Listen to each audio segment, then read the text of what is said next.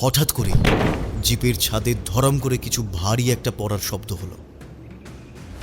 সুজাতা বন্দুক উপরে তাক করতে যাবে, কিন্তু মুহূর্তের মধ্যে গাড়ির সবকটা চাকা চোখের নিমেষে ফেটে গিয়ে বসে গেল। এইবার জিপের ছাদের উপর থেকে ভারী কিছু দিয়ে দুমদাম বাড়ি মারার শব্দ হতে লাগলো। সুজাতা তখন আচমকা বন্দুকটা উপরে তুলে গুলি করল। গুলিটা আগুনের স্ফুলিঙ্গের মতো দ্রুত গতিতে ছাদ ফুটো করে উপরে উঠে গেল, আর সঙ্গে সঙ্গে খুব জোরে একটা আর্ত চিৎকার শোনা গেল। তারপরই ধপ করে ভীষণ ভারী কিছু একটা ছাদ থেকে পড়ার শব্দ হলো রাস্তায়। তবে এখানে বিপদের শেষ নয়, বরং শুরু হলো। এইবার চারদিক থেকে গুলি উড়ে আসতে লাগলো তাদের গাড়ির দিকে। সামনে একটা বোমাও এসে পড়ল। নিমেষের মধ্যে একটা গুলি এসে লাগলো গাড়ির চালকের কপাল। মাথার পেছন দিক থেকে গুলিটা ঢুকে কপাল ফুটো করে দিল। সুজাতা চোখ বন্ধ করে নিল, কিন্তু হার মানল না। দাঁতে দাঁত চেপে লড়াই করতে লাগল। আক্রমণ যেন ক্রমশ বেড়ে চলেছে। এইবার আরও একটা গুলি এসে লাগলো একজন কনস্টেবলের গায়ে।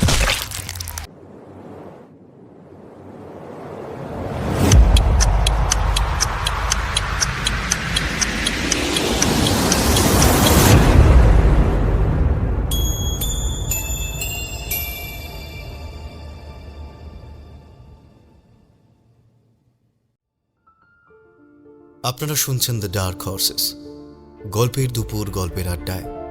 আজ আমাদের নিবেদন গীতাঞ্জলি রায়ের কলমে আমার অন্তরে শুধু তুমি।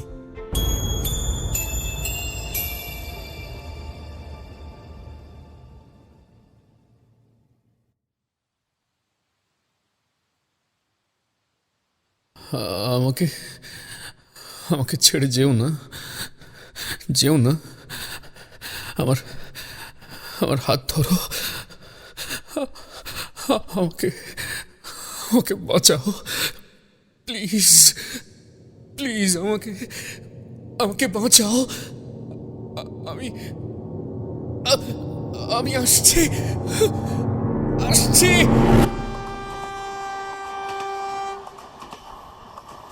বন্ধ চোখের পাতা খুলে গেল ছেলেটার। ছায়া, ছায়া, ছায়া। চেঁচিয়ে উঠল, চোখ মুখ লাল হয়ে ভয়ে আতঙ্কে বিস্ফারিত। গোটা শরীর ঘামে ভিজে জবজব করছে, বুকটা ওঠানামা করছে জোরে জোরে। নিজের ডান হাতটা দিয়ে বুকটা ধরতেও গেল, কিন্তু পারল না, কারণ হাত নাড়াতেই একটা জোরে টান লাগলো। হাতের দিকে খেয়াল করতেই দেখল তার এক হাত শক্ত করে ট্রেনের বগির রেলিংয়ে আটকানো রয়েছে হ্যান্ডক্যাপ দিয়ে। আচমকা সব মনে পড়ে গেল সে এখন দাগি খুনি আসামি। সব মনে পড়তেই এক হাত দিয়ে মুখের ঘামটা মুছে নিয়ে হাসল। ঠিক তখনই সামনের দিক থেকে ভেসে এলো এক নারী কণ্ঠ। কি রে, চেঁচালি কেন এইভাবে? আরে এইভাবে পাগলের মতো হাসছিস কেন? কি হয়েছেটা কি? ছেলেটা চোখের সামনে তাকিয়ে দেখল তার সামনে সন্দিগ্ধ বিরক্তি মেশানো রাগী দৃষ্টিতে তার দিকে তাকিয়ে আছে এক খাঁকি উর্দি পরা মহিলা পুলিশ অফিসার। এই প্রশ্নের উত্তরে দাঁত বের করে হাসল ছেলেটা। না, ছেলেটা না, এখন থেকে কয়েদি বলাটাই ভালো।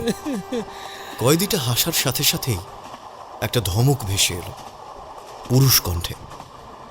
এই চুপ, চুপ কর শয়তান বচ্চাত, না হলে তোর দাঁত ভেঙে দেব। এইবার ছেলেটার চোখ গেল অন্যদিকে বসে থাকা একজন সুন্দর বলিষ্ঠ চেহারার অফিসারের দিকে। ধমক খেয়ে কয়েদিটা আরো হাসল। হাসি থামালো না, বরং বেড়ে গেল।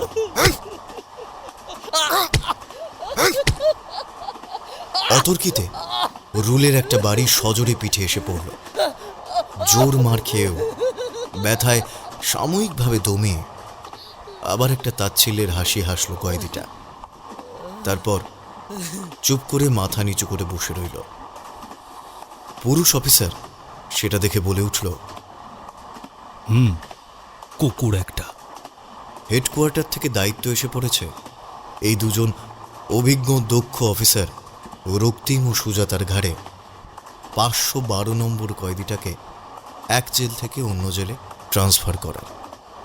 প্রথমে গাড়িতে গেলেও গাড়ির কোনো এক সমস্যার কারণে তাই এখন ট্রেনে চাপতে হয়েছে, তাও আবার এই কয়েদিটাকে নিয়ে। কয়েদিটা বহুবার জেল থেকে পালানোর চেষ্টা করেছে, কিন্তু ধরা পড়ে গেছে, তাই একে অন্য জেলে ট্রান্সফার করার অর্ডার এসেছে। খুব কড়া নজরদারিতে নিয়ে যেতে হবে।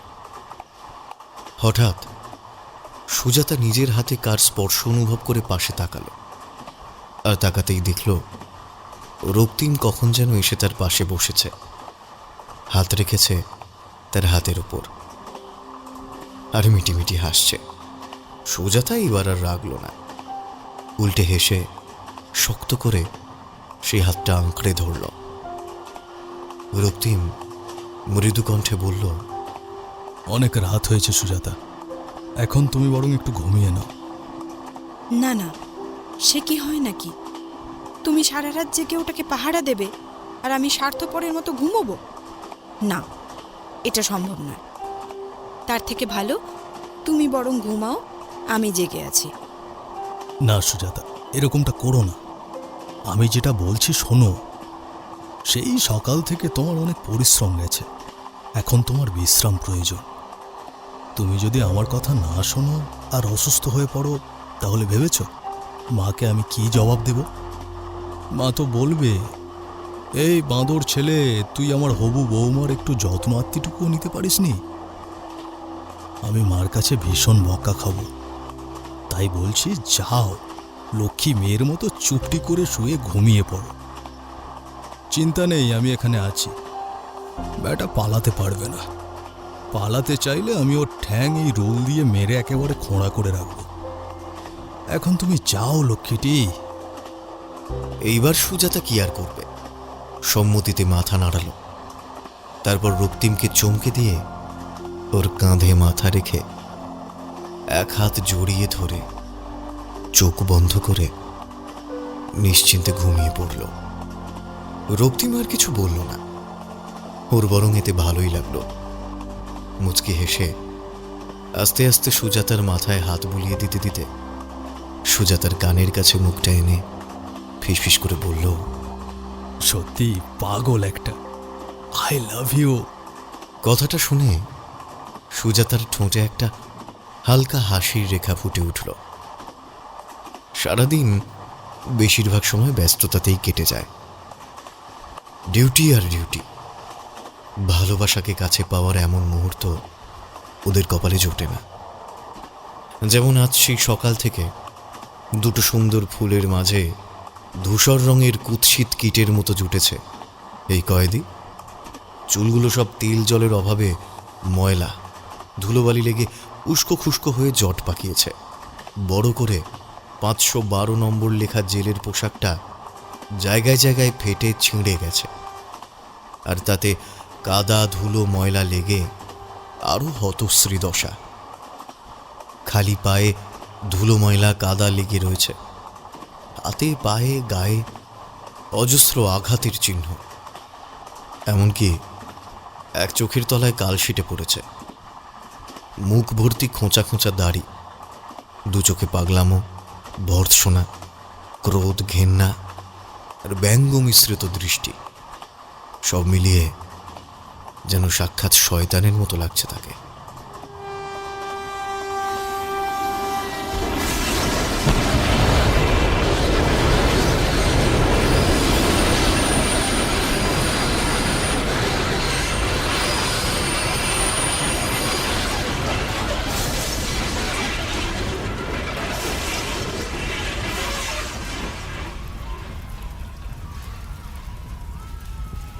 হঠাৎ সুজাতার ঘুমটা ভেঙে গেল।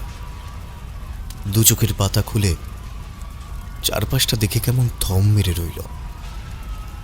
নিজেকে একটা ধ্বংসস্তূপের তলায় চাপা পড়া অবস্থায় আবিষ্কার করল। মাথায় ভয়ানক যন্ত্রণা, তার চারপাশটা এই কিছুক্ষণ আগেই কেমন সাজানো গোছানো ছিল, এখন সেটা ধ্বংসস্তূপে পরিণত হয়েছে। এতক্ষণের সঙ্গী যাত্রীগুলো মৃত আর অর্ধমৃত অবস্থায় এই ধ্বংসস্তূপের তলায় চাপা পড়েছে। চারিদিক থেকে শুধু মৃত্যু যন্ত্রণার করুণ চিৎকার ভেসে আসছে।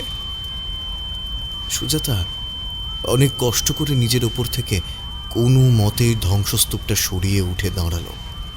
আচমকা রক্তিমের কথা মনে পড়তেই তার চারপাশে দেখতে লাগলো, কিন্তু কোথাও দেখতে পেল না। দেখতে না পেয়ে পাগলের মতো ট্রেনের সব জায়গায় ধ্বংসস্তূপের পাহাড় ঠেলে সরিয়ে হন্যে হয়ে খুঁজতে লাগলো। খুঁজতে খুঁজতে একেবারে ওদের বগির গেটের কাছে পৌঁছে গেল, কিন্তু রক্তিমকে কোথাও খুঁজে পেল না। হতাশ হয়ে ফিরে আসতেই যাবে, ঠিক তখনই কিসে যেন তার চোখটা আটকালো। চকচকে কিছু একটা। ভালো করে তাকাতেই দেখতে পেল ধ্বংসস্তূপের ফাঁক গলে একটা সোনালি রঙের ঘড়ি উঁকি মারছে। ধুলোবালি লেগেও তার উজ্জ্বলতা এক ফোঁটাও ম্লান হয়নি। ঘড়িটাকে খুব পরিচিত বলে মনে হলো। এইরকমই সোনালি রঙের ঘড়ি সুজাতা অনেক দোকান ঘুরে শেষমেশ পছন্দ করে এনেছিল তার একমাত্র ভালোবাসার মানুষটার জন্য। ভ্যালেন্টাইন্স ডেতে খুব সযত্নে পরিয়ে দিয়েছিল রক্তিমের হাতে।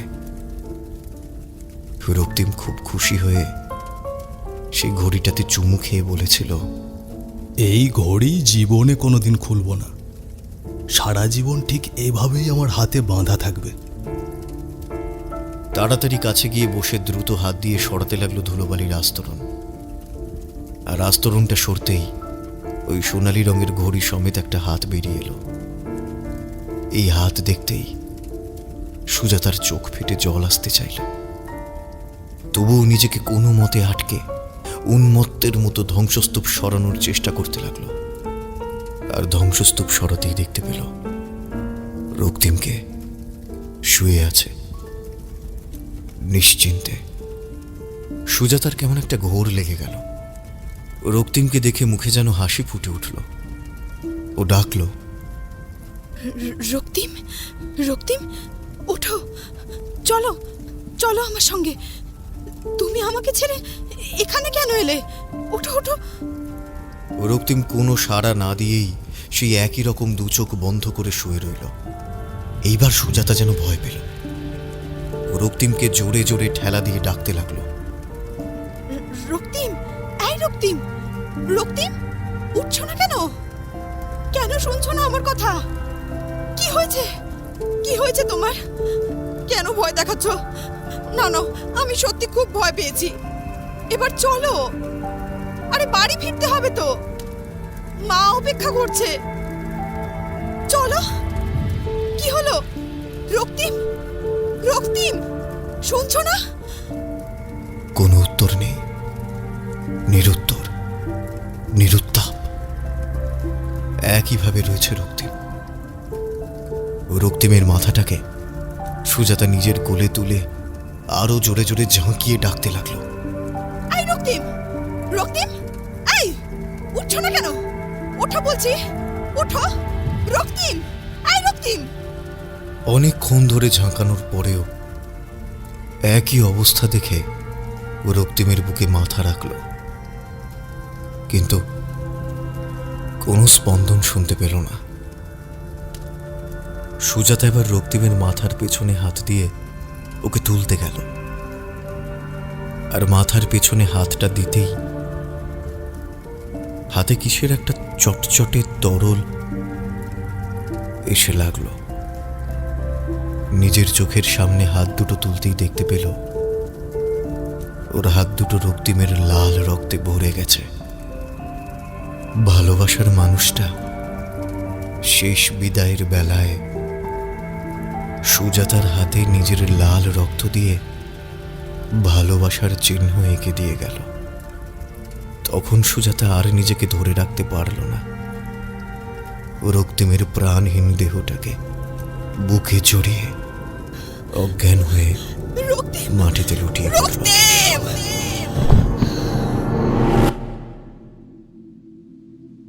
সুজাতা, এই সুজাতা, ওঠো, চোখ খুলে তাকাও। দেখো, আমি ফিরে এসেছি। আমি ফিরে এসেছি শুধুমাত্র তোমার সাথে দেখা করতে। I love you Sujata, I love you. আমি তোমাকে খুব ভালোবাসি। তুমি শুধু একবার চোখ খুলে তাকাও সুজাতা। এভাবে ঘুমিয়ে থেকো না, তোমাকে জাগতেই হবে। তোমার এখন অনেক কাজ, অনেক দায়িত্ব বাকি। আমার অসম্পূর্ণ কাজ তোমাকে সম্পূর্ণ করতে হবে। আমার মাকে দেখে রেখো সুজাতা। আমি ছাড়া আমার মায়ের যে আর কেউ নেই। আমার মাকে দেখে রেখো। চোখ খোলো সুজাতা, চোখ খোলো, তাকাও। I love you Sujata. তোমাকে জাগতেই হবে। I love you Sujata, I love you. হঠাৎ চিৎকার করে উঠল সুজাতা। রক্তিম, রক্তিম, রক্তিম, যেও না, যেও না, যেও না, রক্তিম! ওর চোখ খুলল, আর চোখটা খুলতেই নিজেকে হাসপাতালের বেডে আবিষ্কার করল সুজাতা। হাতে স্যালাইনের সূঁচ গাঁথা। ধরফর করে উঠে বসতেই একজন নার্স এসে তাকে জোর করে শুইয়ে দিল। নার্স দৌড়ে ডক্টরকে খবর দিতেই ডক্টর তৎক্ষণাৎ ওয়ার্ডে এসে হাজির হলেন। ডক্টর সুজাতার জ্ঞান ফিরেছে দেখে খুব খুশি হলেন। বললেন, ম্যাডাম, আপনার জ্ঞান ফিরেছে। গোটা একদিন পর আপনার জ্ঞান ফিরল। আলটিমেটলি এখন আপনি পুরোপুরি বিপদমুক্ত। আচ্ছা ডক্টর, রক্তিম, রক্তিম এখন কেমন আছে? ও এখন কমপ্লিটলি সুস্থ আছে তো? ও ও এখন কোথায়? ওকে একবার ডাকুন না, ডাকুন না একবার। সরি ম্যাডাম, ওনাকে আমরা কোনো মতেই বাঁচাতে পারিনি। যে ভয়ানক ট্রেন অ্যাক্সিডেন্ট হয়েছে তাতে তো উনি স্পট ডেথ। কথাটা শুনে সুজাতা পাথর হয়ে গেল। ডক্টর বলে চললেন, তবে আপনাদের আরেকজন এখন সম্পূর্ণ সুস্থ আছে। ওনারও জ্ঞান ফিরে এসেছে। ওনার তেমন কোনো চোট লাগেনি। হঠাৎ শোকে পাথর হয়ে যাওয়া সুজাতার কানে ভেসে উঠল রক্তিমের কণ্ঠ। সুজাতা, এই সুজাতা, ওঠো, উঠে দাঁড়াও। তোমার এখন অনেক কাজ, অনেক দায়িত্ব বাকি। মনে করো সেই শপথ নেওয়ার দিনের কথা।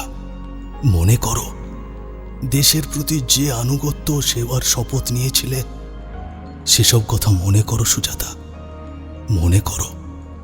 সঙ্গে সঙ্গে সুজাতা ডক্টরকে বলল, ওকে রেডি করে দিন, আমরা এক্ষুনি বের হব।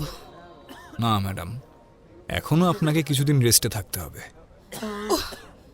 Doctor, as soon as possible আমাকে আমার গন্তব্যে পৌঁছতেই হবে। আমার ডিউটি কমপ্লিট করতে হবে। তাছাড়া এখন আমি ডিউটিতে আছি। প্লিজ ডক্টর, একটু বোঝার চেষ্টা করুন। তাই ইমিডিয়েটলি ওকে তৈরি করে নিয়ে আসুন। আশা করি আপনি পুলিশের কাজে কোনো রকম ইন্টারফেয়ার করবেন না। এক্ষুনি বের হতে হবে। ডক্টর আর কিছু বললেন না। কয়েদিকে নিয়ে আসা হলো। রানা মাত্রই সঙ্গে সঙ্গে সুজাতা ওর হাতে হ্যান্ডক্যাপ লাগিয়ে হিড় হিড় করে টানতে টানতে নিয়ে গেল হসপিটালের বাইরে। তারপর আবারও একটা ট্রেনে চড়ে বসল। মন নিরুত্তাপ, উদাস ভিজে চোখে সুজাতা ট্রেনের জানালা দিয়ে বাইরে তাকিয়ে আছে এক দৃষ্টিতে। নির্জন, নিশ্চুপ, নিটোল অন্ধকারের দিকে। হয়তো খুঁজে চলেছে রক্তিমকে, তার ফেলে আসা প্রিয় মানুষটার সঙ্গে কাটানো প্রতিটা মুহূর্তকে ছুঁতে চাইছে, কিন্তু শূন্যতা ছাড়া হাতে আর কিছুই এসে লাগছে না। এতক্ষণের আটকে থাকা কষ্টটা বুক ফেটে কান্না হয়ে ঝরে পড়তে চাইছে, কিন্তু ও পারছে না। হঠাৎ কয়েদিটা নীরবতা ভাঙল। ম্যাডাম, আপনি বোধহয় ওনাকে খুব ভালোবাসতেন, তাই না? সুজাতা মুখ না ফিরিয়েই একটা ঘোরের মধ্যে বলে উঠল, কাকে? ওই যে আপনার সঙ্গে আগে যে আরেকজন অফিসার ছিল, কিন্তু এখন আপনাদের সঙ্গে নেই। আপনার সঙ্গে থাকা আরেকজন অফিসার। এই চুপ! বজ্জাত খুনি!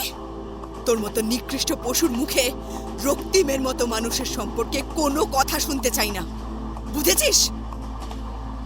ঝাঁঝিয়ে উঠল সুজাতা। তারপর আবার জানালার দিকে ঘাড় ঘুরিয়ে উদাসীন দৃষ্টিতে চেয়ে রইল। গভীর রাত তখন। ট্রেন চলছে নিজের গতিতে। যাত্রীরা অনেকেই অঘরে ঘুমোচ্ছে। অনিচ্ছা সত্ত্বেও ঘুম নেমেছে সুজাতার চোখেও। কয়েদিটা সুজাতার সামনের সিটে বসে ঘুমে ঢুলছিল। তার দুই হাত শক্ত করে জানলার রডের সঙ্গে হ্যান্ডক্যাপ দিয়ে আটকানো। মাথাটা বারবার ঘুমের আবেশে ঢুলে ঢুলে পড়ছিল সামনের দিকে। হঠাৎ করে আবার সেই দুঃস্বপ্ন। না না না, যেও না, যেও না, ছায়া, ছায়া, যেও না, যেও না, আমাকে ছেড়ে যেও না, যেও না, ছায়া, ছায়া, ছায়া, যেও না, ছায়া। হঠাৎ করে আবার কয়েদিটা চেঁচিয়ে উঠল। চেঁচিয়ে ওঠার সঙ্গে সঙ্গে দু চোখ খুলে বিস্ফারিত দৃষ্টিতে সামনে তাকালো কয়েদিটা। হাঁপাতে লাগলো। খুব জোরে বুক ওঠানামা করছে তার।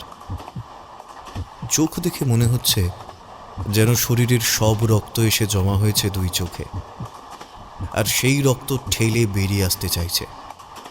সুজাতার অনেক আগেই ঘুমটা ভেঙে গিয়েছিল, কারণ কয়েদিটা ঘুমের ঘোরে কিছু যেন বিড়বিড় করে বলে চলছিল। আচমকা কয়েদিটা প্রত্যেকবারের মতো এবারও যখন চেঁচিয়ে উঠল, তখন সুজাতা আর থাকতে না পেরে একটু নরম হয়েই জিজ্ঞাসা করল, এই, কি হয়েছেটা কি? এত চেঁচাচ্ছিস কেন? কয়েদিটা একই রকম হাঁপাতে হাঁপাতে চোখ নামিয়ে মাথা নাড়িয়ে বলল, না না না, কিছু হয়নি, কিছু না। না না, কিছু তো একটা হয়েছে। তুই কিছু একটা লুকোচ্ছিস। বল, সেই কতবার দেখছি তোর এই পাগলামো। তোর মনে কিছু তো একটা চলছে। বল বল। কি জ্বালা! বললাম তো ম্যাডাম, আমার কিছু হয়নি, আর না আমার মনে কিছু চলছে। আচ্ছা, তাহলে এই ছায়াটা কে? হ্যাঁ, কে এই ছায়া? আমি জানি না, আমি জানি না, জানি না, আমি জানি না। নামটা শুনে বেশ ঘাবড়ে গেছে কয়েদিটা। সুজাতা সেটা বুঝতে পারল। কি হলো বল, সত্যি করে বল, কে এই ছায়া? এই নাম শুনে এইরকম ঘাবড়ে গেলি কেন? মনে হচ্ছে বেশ চেনা কেউ। লুকোস না, বল বল, বলে ফেল। কি হবে জেনে? ছেড়ে দিন, কিছু কিছু কথা না জানাই ভালো। ছাড়বো না ছাড়বো না সেটা সম্পূর্ণ আমার ব্যাপার। হ্যাঁ, না জানা ভালো, তবে যতক্ষণ না পর্যন্ত সেই গোপন বিষয়টা মন মস্তিষ্ক থেকে আপনা আপনি বেরিয়ে না পড়ছে। এই ব্যাপারটা এখন গোপন করে কোনো লাভ নেই। তার চেয়ে ভালো না লুকিয়ে সব সত্যি বলে দে। কে কে এই ছায়া? কোনো উত্তর না দিয়ে চুপচাপ মাথা ঝুঁকিয়ে চোখ বন্ধ করে থম হয়ে বসে রইল কয়েদিটা। সুজাতা ওকে চুপচাপ থাকতে দেখে আর উত্তরের আশা করল না। আবার জানালার বাইরে তাকিয়ে রইল। কিছুটা সময় পর ওর কানে ভেসে এলো মৃদু স্বর। ছায়া, হাসি খুশি, সরল, খুব ভালো, মিষ্টি একটা মেয়ে। ছায়া। আমার সঙ্গে ওর আলাপ কলেজে। বসন্ত উৎসবে ও হলুদ রাঙা শাড়ি পরেছিল সেদিন। ঘন কালো চুলে খোঁপা করে পলাশ ফুল গুজে নাচছিল। আমি বসে দেখছিলাম সেই নাচ। কি অপূর্ব সুন্দরী লাগছিল। আমি মুগ্ধ হয়ে, বিভোর হয়ে এক দৃষ্টিতে তাকিয়েছিলাম। আচমকা ওর দৃষ্টি এসে পড়ল আমার দিকে। তারপর আর ফেরাতেই পারল না। ব্যাস, ওর আর আমার সেই চোখে চোখে প্রথম আলাপ। সেই যে আমার চোখে ওর চোখে সে আটকা পড়ল, আর সাথে সাথে দুজনের মন ও প্রেমের সুতোয় বাঁধা পড়ল। আমাদের প্রথম দিনের দৃষ্টি বিনিময়ই আমাদের ভালোবাসার শুরু। দিন যত এগোলো, আমার আর ছায়ার সম্পর্কের রং তত গাঢ় হতে লাগলো। আমি যখন চাকরিতে সবে ঢুকেছি, তখন বুঝতে পারি যে ওর আমার মনের মিল হলেও স্টেটাসের তো কোনো মিল ছিল না। ছায়া বড়লোক বাবার একমাত্র মেয়ে, আর আমি ছাপোষা মধ্যবিত্ত পরিবারের সন্তান। আমি একাই পৃথিবীতে বেঁচে আছি। আগে পিছে কেউ নেই, দায়িত্ব নেই। তাই একদিন আমি ছায়ার কোলে মাথা রেখে ভালোবাসার ঘন শীতল ছায়ায় আত্মসমর্পণ করেছিলাম। আমার ভারী নিশ্চিন্ত সে আশ্রয়, ছায়া, তখনই জানালো যে বাড়িতে ওর বিয়ের কথা চলছে, তাড়াতাড়ি ওকে বিয়ে দেবে। ও না এই কথাগুলো বলছিল আর কাঁদছিল। টপ টপ করে দুফোঁটা এসে পড়লো আমার গালে। আমি সঙ্গে সঙ্গে উঠে ওর চোখের জল মুছিয়ে দিলাম। ওকে শক্ত করে বুকে জড়িয়ে ধরলাম। ওকে জড়িয়ে বুকের ভিতর সাহস জন্ম নিল যেন। তারপর ছায়ার বাড়ি গিয়ে ওর বাবাকে আমাদের ভালোবাসার কথা বলেছিলাম। ওর হাত চিরজীবনের মতো আমার হাতে চেয়েছিলাম।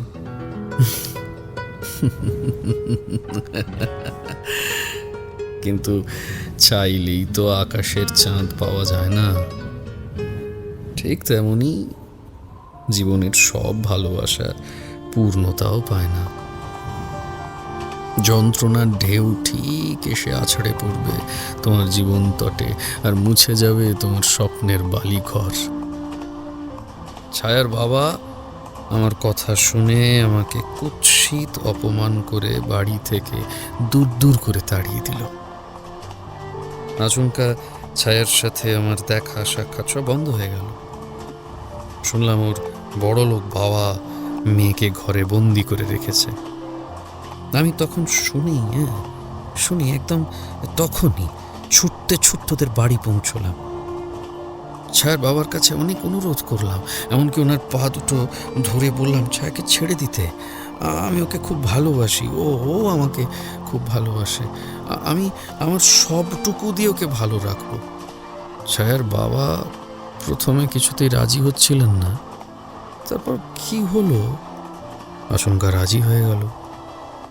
একটা শর্ত রাখলো আমার সামনে। শর্তটা হলো 1 মাসের মধ্যে নিজেকে ওদের যোগ্য প্রমাণ করতে হবে। যোগ্য প্রমাণ করতে পারলেই ছায়ার সাথে বিয়ে দেবেন, আর না পারলে ভুলে যেতে হবে চিরজীবনের মতো ছায়াকে। আমার উপায় কি ছিল?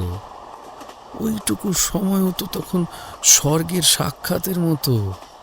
রাজি হওয়ার পর বাড়ির বাইরে বেরিয়ে যাচ্ছি, ঠিক তখনই কোথা থেকে ছায়া এসে আমার হাত টেনে ধরলো পিছন থেকে। আমি ওর দিকে তাকালাম, দেখলাম ও ভীত, সন্ত্রস্ত, চোখের ইঙ্গিতে আমার দিকে তাকিয়ে আমাকে ওকে ছেড়ে যেতে না করছে। ভালোবাসার মানুষের চোখের ভাষা আমরা বুঝতে পারি, জানেন তো। ওই দৃষ্টি আমাকে কোথাও যেতে বাধা দিচ্ছিল, এমন এক অশনি সংকেত দিচ্ছিল যেন হয়তো আমি ওকে চিরজীবনের মতো হারিয়ে ফেলব। আমার বুকটা ফাঁকা হয়ে গেল, কেমন হুহু করছিল সবটা। চাইছিল না, কিছুতেই মন চাইছিল না ওকে এইভাবে ছেড়ে যেতে। বারবার আমার মন বলছিল, ছেড়ে যাস না, ছেড়ে যাস না, সব হারাবি, ছেড়ে যাস না, সব সব। খালি খালি যেন মনে হচ্ছিল এটাই ওর সাথে আমার দেখার শেষ মুহূর্ত। কিন্তু আমাদের পুরুষদের মরা ইগো মাঝে মাঝে খুব জীবন্ত হয়ে ওঠে, জানেন তো। আমি কিছুতেই ওর সামনে দুর্বল হলাম না। আমার হাত আঁকড়ে থাকা ওর ভয়ে কম্পমান দুটো হাত কিছুক্ষণ নিজের মুঠোয় ধরে রেখে সরিয়ে দিলাম। ওকে চোখের ইশারায় আশ্বাস দিলাম, আমি ঠিক ফিরব। তারপর পিছনে না তাকিয়ে দৌড়ে বাইরে বেরিয়ে গিয়েছিলাম। তখন যাওয়ার সময় চোখ ফেটে জল বেরিয়ে এসেছিল। আমি মুছে ফেলেছিলাম সেই জল সবার অলক্ষ্যে। তখন পুরুষ জেগে উঠেছে। পুরুষ পুরুষ রোগ চেপেছে মাথায়। নিজেকে প্রমাণ করতে ছুটে গিয়েছিলাম প্রাণপণে। বুঝিনি কোন অন্ধকারের মরিচিকায় আলো আশা এসব খুঁজতে ছুটছি। আমার নিজেকে প্রমাণ করতে লাগবে অনেক অনেক টাকা। এক মধ্যবিত্ত পরিবারের ছেলে, আমার না আছে অর্থ, না সহায় সম্বল, যোগাযোগ। অত টাকা কোথায় পাবো এত তাড়াতাড়ি? বিশ্বাস করুন ম্যাডাম, বিশ্বাস করুন, তবু আমি হাল ছাড়িনি। লড়াই করে গেছি, কিন্তু কোনো লাভ হয়নি। হয় নাকি? কোনদিন হয়? এক একটা সময় আসে তখন যে কেন আমরা বাস্তব জ্ঞান শূন্য হয়ে যায়। ব্যাস, শুধু সময় নষ্ট। সবশেষে আমার বাবার অনেক কষ্টে তৈরি শেষ সম্বল দোতলা বাড়িটা পর্যন্ত না না না না না না না, লাভ হলো না। তাতেও কোনো লাভ হলো না। যে পরিমাণ টাকার দরকার সেই পরিমাণ টাকা বাড়ি বেচেও হলো না। জানেন, লোকের পায়ে ধরে টাকার ভিক্ষা পর্যন্ত চেয়েছিলাম, কেউ কোনো রকম সাহায্য করলো না। উপায় না দেখে আমাকে চূড়ান্ত সিদ্ধান্ত নিতে হয়। যে অফিসে এতদিন কাজ করে এসেছি সেইখানের ক্যাশ বাক্স ভেঙে চুরি করি। হ্যাঁ, আমি আমার জীবনের প্রথম অপরাধটা সেদিন করি, ডাকাতি করি। ব্যর্থ তো সব জায়গাতেই ব্যর্থ। গরিবের যত অপরাধ, গরিবের যত আইন, গরিবের সব শাস্তি, ধরা পড়ে গেলাম আমি। আমাকে জেল খাটতে হলো অনেক দিন। যখন জেল থেকে বেরোলাম তখন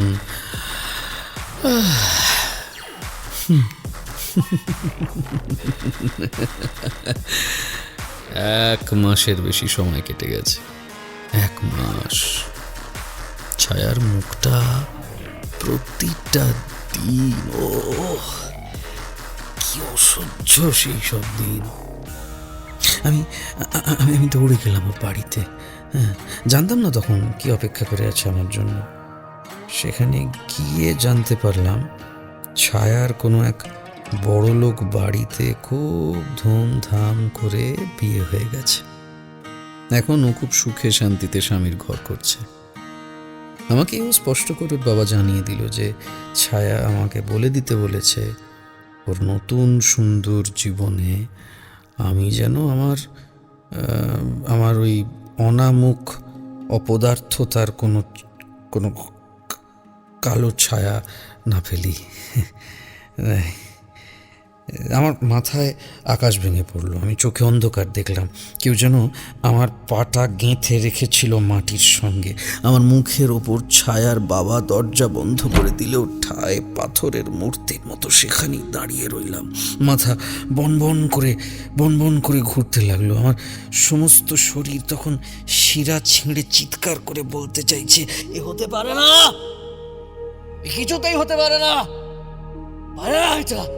এটা হতে কিছুতেই।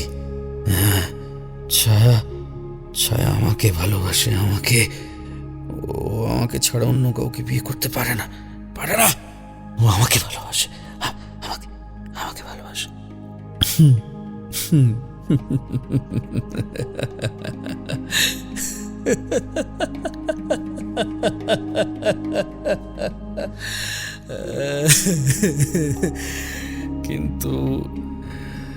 কিন্তু তুমি যতই সত্যি থেকে মুখ ফেরাও না কেন, বাস্তবটা তাতে যে মিথ্যে হয়ে যায় না।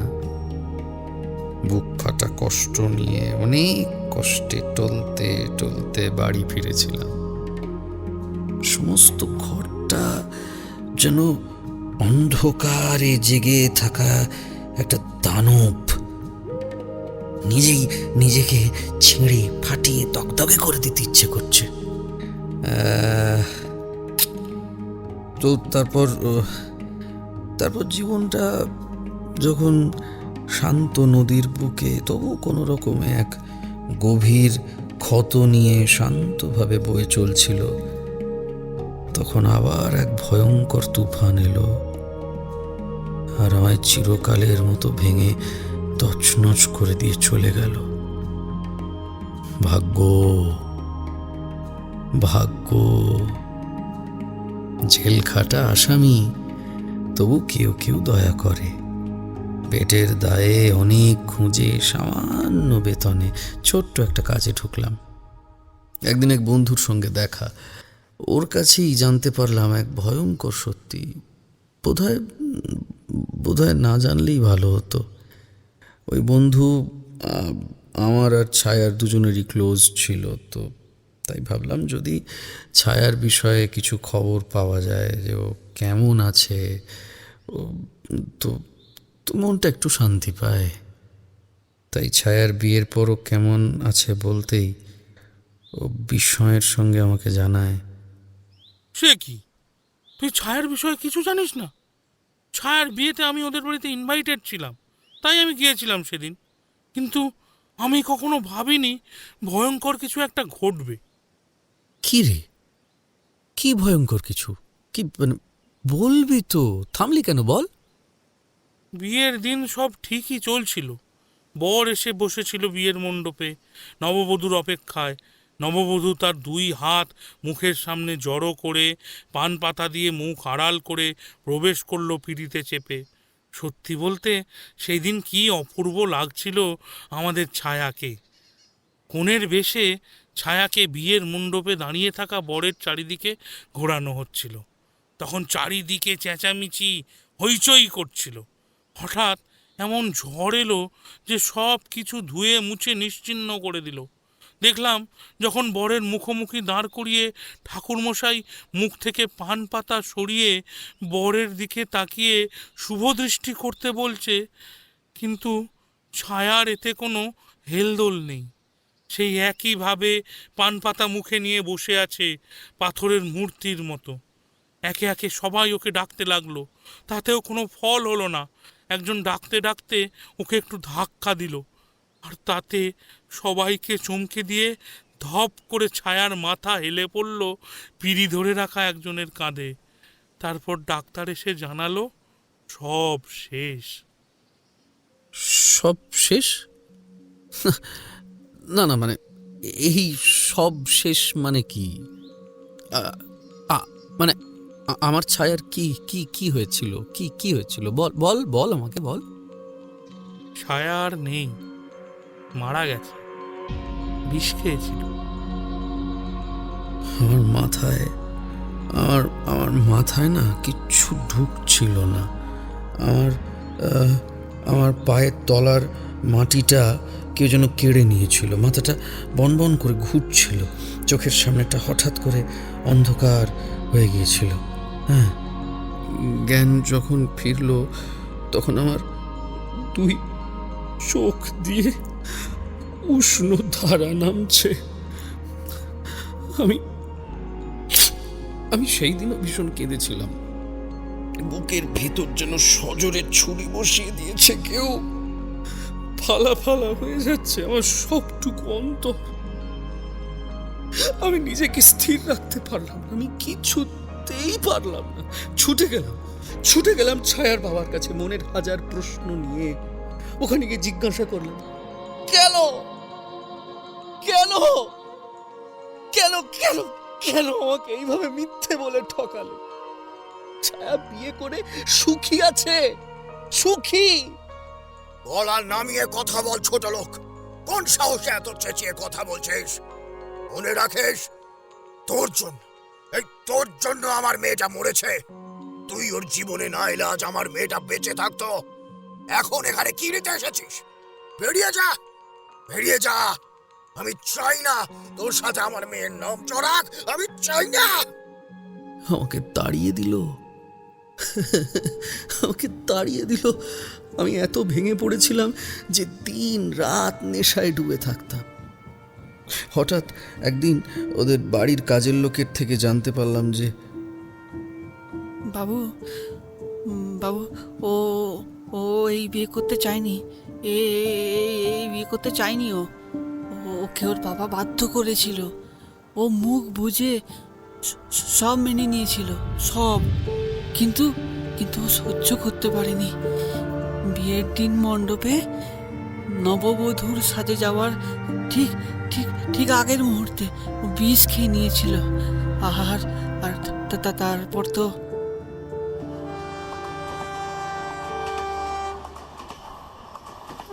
এতক্ষণ ধরে কথা বলতে বলতে গলাটা ধরে এসেছিল কয়েদিটার। আর কিছু বলতে পারেনি সে। বহুদিনের জমা কঠিন বরফ আজ যেন তরলে রূপান্তরিত হচ্ছে। সুজাতার কি জানি কি হলো, কয়েদিটার মুখে তার পূর্বের ইতিহাস শুনতে শুনতে বোধহয় ভালোবাসার মানুষটাকে, সদ্য হারানো ভেতরের মানুষটা আর একজনের ভালোবাসার মানুষটাকে হারানোর ব্যথায় সমব্যথী হতে চাইছে। তাই তো আপনা থেকেই ওর চোখটা ভিজে উঠেছে। রক্তিমের মুখটা চোখের সামনে ভেসে উঠল। সেই রক্ততে ভেজা হাত দুটো, সেই নিষ্প্রাণ নিস্পন্দন রক্তিমের দেহ। আর কিছু ভাবতে পারল না, সব চুপচাপ। রাতের বুক চিড়ে জেগে রয়েছে শুধু ট্রেনের ঝমঝম শব্দ। কিছুটা সময় পর আবার কথা বলল কয়েদিটা। আমি এটা শুনেই সেই আবার কৈফিয়ত চাইতে গেলাম ওর বাবার কাছে। সেই অপমান, তিরস্কার, সব শেষে ঘাড় ধাক্কা। তার সাথে সাথে চলতে লাগলো অকথ্য গালিগালাজ। আর আমার না তখন কি বলবো, আমার মাথায় তখন না খুন চেপে গিয়েছিল। হ্যাঁ, মানে প্রচণ্ড একটা কিরকম। আমি না ওই হাতের কাছে আমি যা পাচ্ছিলাম আর কি, আমি তাই দিয়ে চোখের নিমেষে তার মাথায় বসিয়ে দিলাম। সঙ্গে বসিয়ে দিলাম, সঙ্গে মাথায় আমি বোঝা। তারপরে সব অন্ধকার। হ্যাঁ, চোখের সামনে সব অন্ধকার। কিচ্ছু মনে নেই। কিভাবে জেলে এলাম কিছু মনে নেই আমার। জ্ঞান ফিরতেই জানতে পারলাম আমার নতুন পরিচয়। আমি একজন খুনি। হ্যাঁ, আমি নাকি এক ধনী ব্যক্তিকে খুন করেছি। হ্যাঁ, আমাকে নাকি পুলিশেরা রক্ত মাখা দা হাতে ডেড বডির কাছে পড়ে থাকতে দেখেছিল।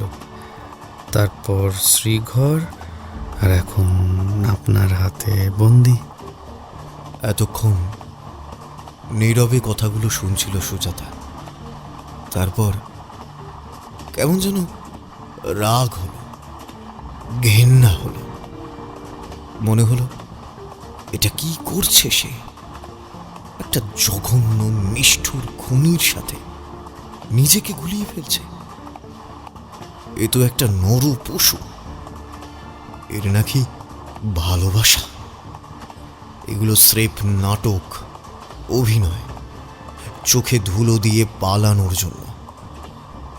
যাই হয়ে যাক না কেন, এই কয়েদিটা যাই বলুক না কেন, এর কোনো কথায় বিশ্বাস করবে না আর সুজাতা।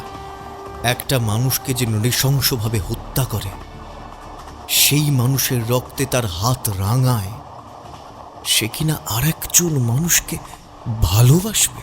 এ সম্ভব? সব মিথ্যে কথা, ফেরে বাচ্চা। শুয়ে পড়, কাল সকাল সকাল ট্রেন থেকে নামতে হবে।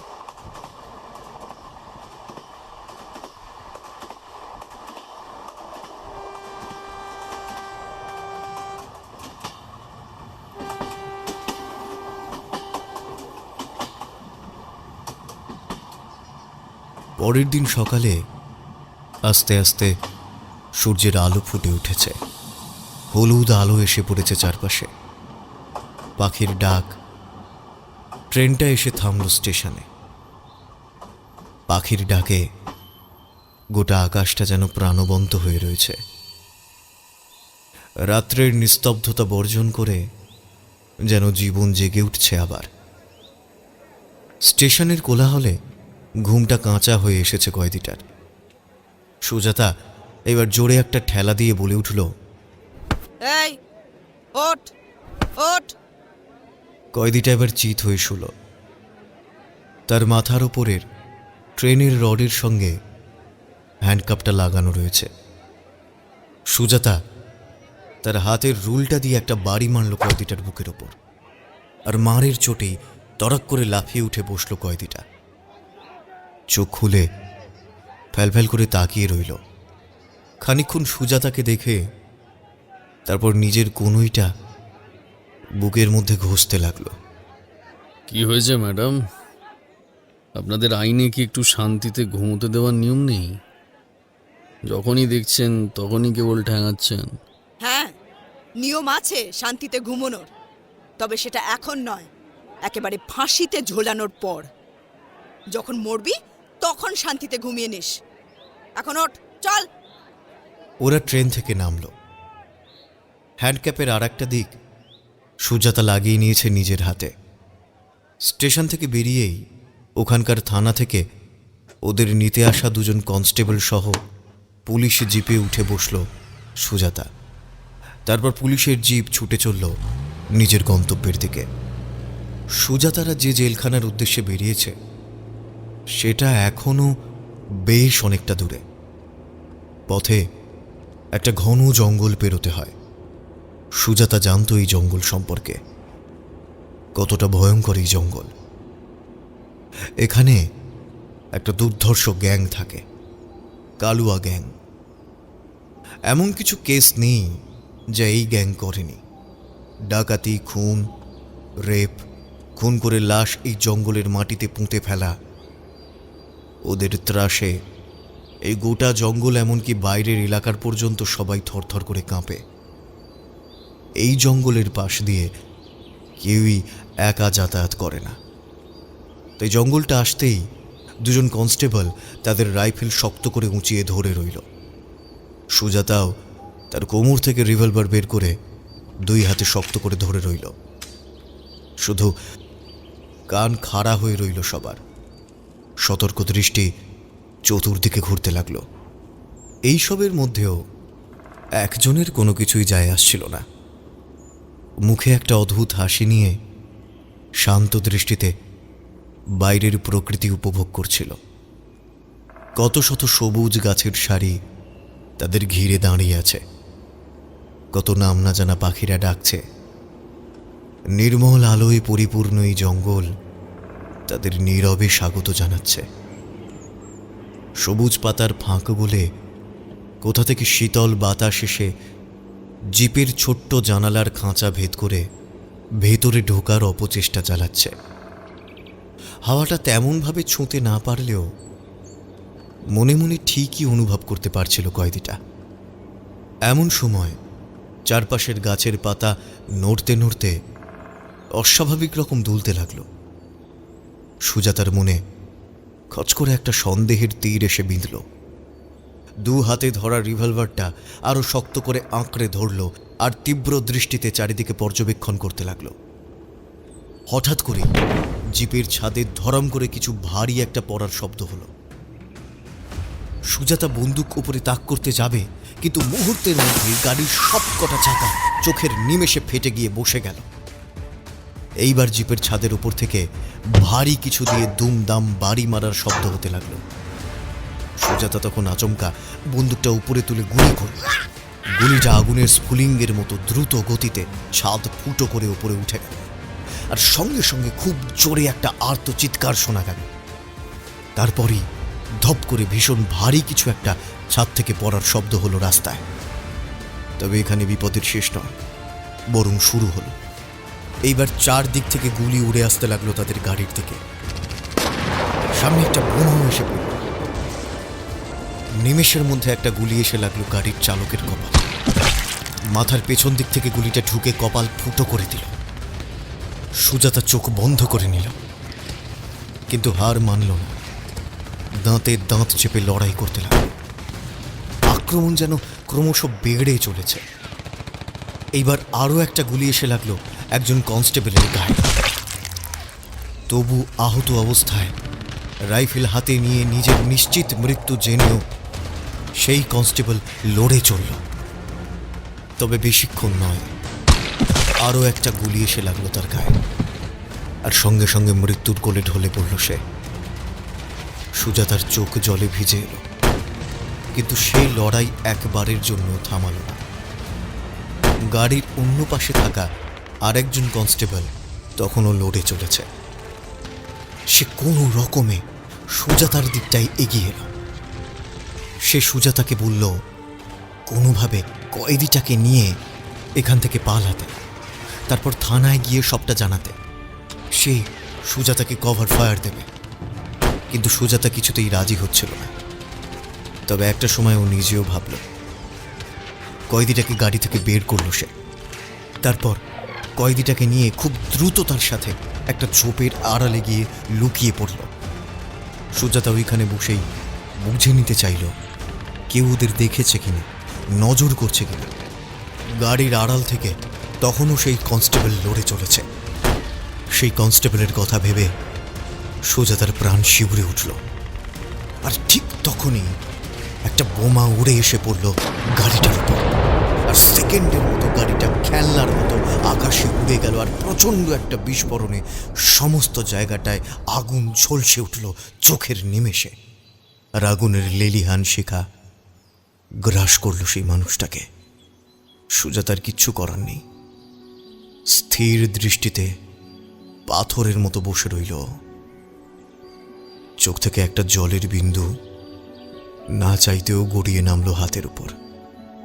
চোখটা বন্ধ করে নিল সুজাতা। কোনো রকমে নিজেকে সামনে নিল। কেন কেন এত মৃত্যু?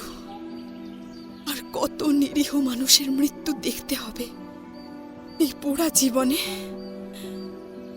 তারপর নিজের কর্তব্যে অনড় থাকবে বলে সিদ্ধান্ত নিল।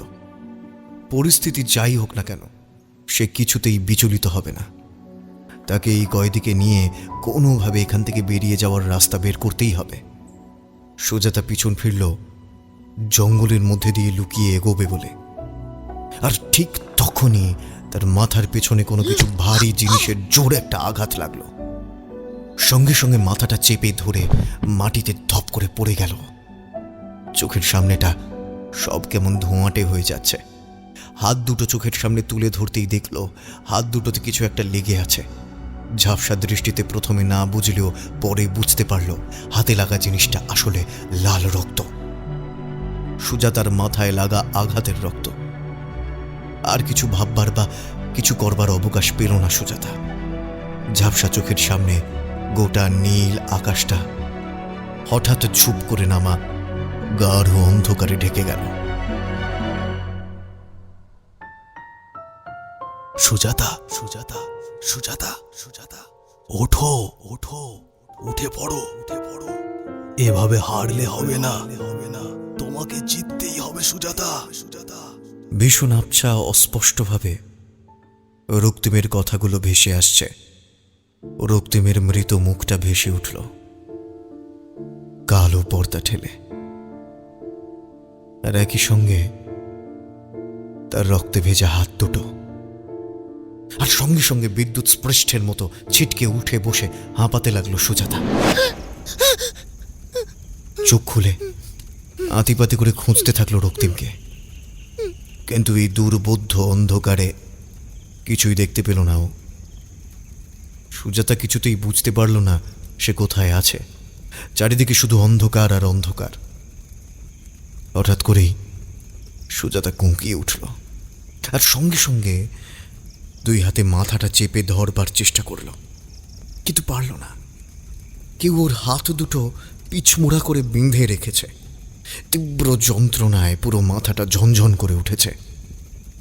কিন্তু সে এখানে পৌঁছল কিভাবে, এইটা সে কিছুতেই মনে করে উঠতে পারল না। যতবার মনে করার চেষ্টা করতে লাগলো ততবার মাথাটা যন্ত্রণায় ফেটে যেতে লাগলো। ঠিক সেই মুহূর্তে কোথা থেকে এক টুকরো হলদেটে আলোর রশ্মি এসে সুজাতার চোখের সামনের দুর্ভেদ্য অন্ধকারের প্রাচীরটা ভেঙে চারিদিকে একটা আবছা আলো আঁধারির পরিবেশ সৃষ্টি করল। সেই আবছা আলোয় সুজাতা দেখল সে একটা শুকনো পাতার তৈরি কুঁড়ে ঘরের মাটিতে হাত পা বাঁধা অবস্থায় পড়ে আছে। সেই ঘরে ঢুকে আসা আলোর উৎস খুঁজতে গিয়ে দেখল সেটা তার পাশের দেওয়ালের একটা মাঝারি সাইজের ফুটো থেকে বেরিয়ে আসছে। হঠাৎ করে কিছু কথা সুজাতার কানে ভেসে এলো। দুজন ব্যক্তি পরস্পরের মধ্যে কথা বলছে। সালা মেয়ে ছেলেটার এত সাহস, হ্যাঁ? এত সাহস! ও আমাদের এলাকায় বিনা অনুমতিতে ঢুকে আমাদেরই লোকেদের গায়ে গুলি ছুঁড়ে মারছে। হ্যাঁ? আরে আমাদের ভোজাটাকে গুলি করে মেরে ফেলেছে। ওকে এত সহজে ছাড়বো না। এর চরম মূল্য দিতে হবে। আমাদের হাত থেকে নিস্তার নেই। সর্দার কড়ায় গন্ডায় ওর হিসাব নেবে। প্রথম ব্যক্তির ক্রুদ্ধ নিষ্ঠুর স্বর সুজাতার কানে বেজে উঠল। এইবার দ্বিতীয় ব্যক্তি সেই কথার সাথে তালে তাল মিলিয়েই বলল, হ্যাঁ হুজুর, হ্যাঁ, ওই মেয়ে ছেলেটার শাস্তি পাওয়াই উচিত। দ্বিতীয় ব্যক্তির গলার স্বরটা শুনে সুজাতা কেমন যেন থমকে গেল, কারণ এই স্বরটা ওর যেন খুব পরিচিত বলে মনে হলো। তারপর হঠাৎ করেই সব ঘোর, সব দ্বন্দ্ব এক নিমেষে কেটে গেল। মাথার ভেতরটা পরিষ্কার হয়ে গেল। সঙ্গে সঙ্গে কোনো রকমে ঘেঁষটে গিয়ে ফুটোয় চোখ লাগিয়ে সুজাতা দেখল ও যেখানে আটকে আছে সেই ঘরের বাইরেই দুজন দাঁড়িয়ে কথা বলছে। একজন বলিষ্ঠ চেহারার পুরুষ, সাধারণ পোশাক পরলেও মুখটা গামছা দিয়ে ঢাকা, আর এক হাতে বড় বন্দুক, আর এক হাতে জ্বলন্ত মশাল, যার আলো এসে ওর বদ্ধ ঘরে ঢুকে অন্ধকার সামান্য দূর করছে। এইবার দ্বিতীয় ব্যক্তিটির ওপর চোখ পড়তেই চোখটা আটকে গেল। অবাক বিস্ময়ে সেই দিকেই তাকিয়ে রইল সুজাতা। আর এইবার ওর কানে এলো আরো একটা গলার স্বর। একটা লোক খুব বিশ্রীভাবে বলছে,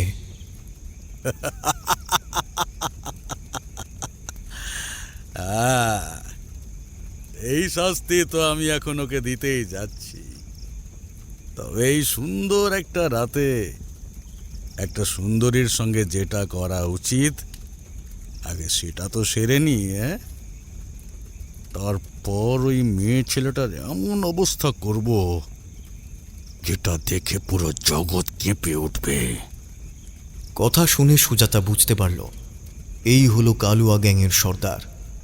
কথাটা বলার পর মশাল হাতে সুজাতার ঘরের কাছে এগিয়ে আসতে লাগলো সেই সর্দার। আর ঠিক তখনই সেই দ্বিতীয় ব্যক্তি পথটা আটকে দাঁড়ালো।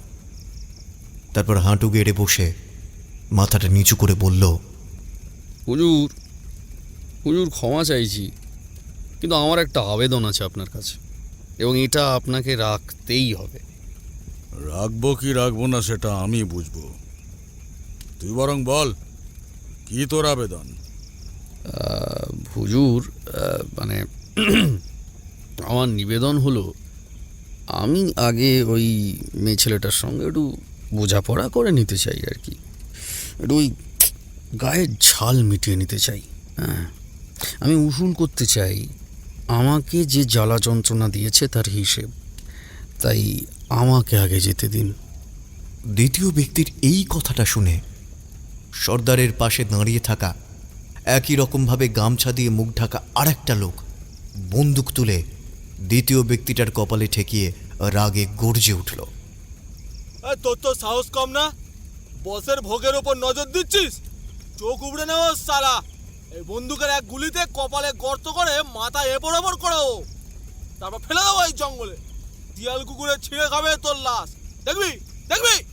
কথাটা বলে হাতে ধরা বন্দুকের ট্রিগারে চাপ দিতে যাবে, ঠিক তখনই সর্দার ওর বুকে হাত দিয়ে ওকে সরিয়ে দিল। তারপর চোখের ইশারায় ওকে শান্ত হতে বলল।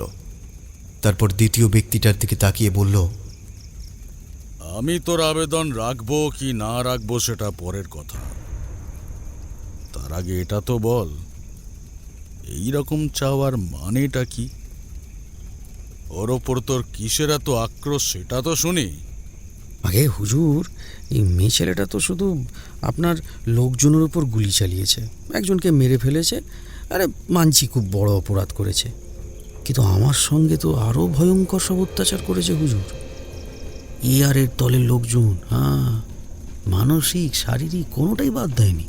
ঠিকমতো ঘুমোতে খেতে পর্যন্ত দিত না, যখন তখন মোটা লাঠি দিয়ে পেটাতো, গায়ে পেটে লাথি মারতো আর বাজে গাল দিত। এর জন্য এদের হাত থেকে কতবার পালাতে চেষ্টা করেছি, কিন্তু পারিনি। কম অত্যাচার সহ্য করিনি আমি, কিন্তু এবার একটা সুযোগ পেয়েছি সব হিসেব মিটিয়ে ফেলার। আমি একজন সাধারণ মানুষ, আপনার মতো অত বড় ক্ষমতাবান আমি না। আমার আপনার কাছে এই প্রস্তাব রাখার সাহস পেলাম কারণ আপনি নিশ্চয়ই বুঝবেন আমার কোন কষ্ট থেকে বলছি। আমি এত দুঃসাহস করতাম না, কিন্তু কি করব আমি? আসলে এখনো আমার সারা শরীরে এমন চলে না। এই সমস্ত কিছু বদলা নেওয়ার জন্য একটা ভেতরে একটা কেমন হয়, আর যতক্ষণ না নিতে পারছি না ততক্ষণ না ঠিক শান্তি পাচ্ছি না। আচ্ছা আচ্ছা বেটা, তুই আগে যা যা যা মিটিয়ে নে তোর জ্বালার হিসেব। ওরে, আমি বুঝি এই শয়তানদের ওপর রাগের কারণ। আরে আমি তো এই মেয়ে ছেলেটাকে ওইখানেই মেরে ফেলতাম, শুধু তুই এসে বাধা দিলি, বললি হুজুর একে এখানে এত সোজা মৃত্যু দিয়ে কোনো লাভ হবে না, ডেরায় নিয়ে গিয়ে তোড়পে মারুন, তবেই তো মজা পাবে না। আরে তুই তো আমাকে এই বুদ্ধিটা দিয়েছিলিস, তাই তোর আগে অধিকার। যা যা মনের শখ মিটিয়ে নে, যা। এই তবে একটু তাড়াতাড়ি করিস, হ্যাঁ? জানতাম হুজুর জানতাম আপনি আমাকে ঠিক বুঝবেন। এই শালা যা তো, মাথা খারাপ করিস না, যা।